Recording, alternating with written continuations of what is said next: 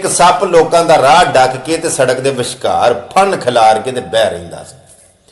लोकी उहदी दहशत की वजह तो ना राह वला वला के लंघदे सन, उहदे राह कोई नहीं सी लंघदा। एक दिन लोगों ने ना उहदे वड्डे नाग अगे शिकायत की कि तेरा सप लोगों का राह डक के बह रहिंदा है ते मेहरबानी है कि उहनूं तूं राह दे विचों जे हटा लवें ते असीं ना सीधे सीधे लंघांगे।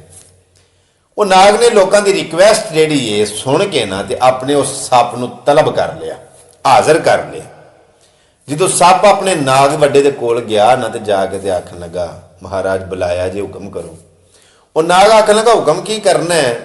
गल ये कि तेरी दहशत बड़ी बन गई है, तेरा नाम बड़ा बन गया, वजका बड़ा बन गया, तेरा रोब बड़ा बन गया, ना तेरा बड़ा बन गया, ते तू हुण इंज कर बई लोकां नूं ना नंगन दे, आ शूका शाकी छड़ छड़।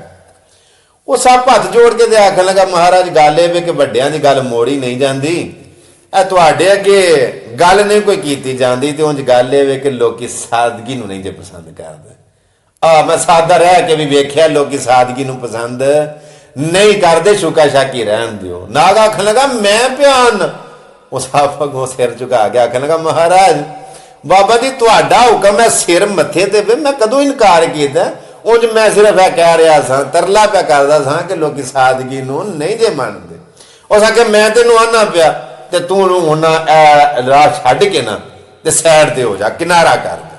सप आख्या जी ठीक है, हुक्म की तामील हो गई जी बाबा जी।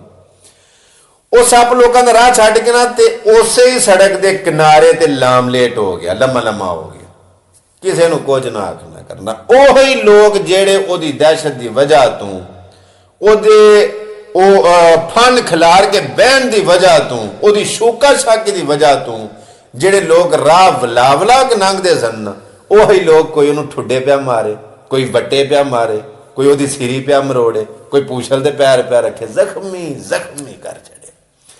लो जी कीड़ियां चढ़ियां। एक दिन ना, बहुते दिन नहीं लंघे, कोई दिन बाद ना उसे ही नाग दा उधर जो चक्कर लगा ना ते ओ वेख के ना ते हैरान हो गया। उस आख्या, ओ सप नेड़े गया नाग। उस आख्या, यार की अपना हाल बनाया है?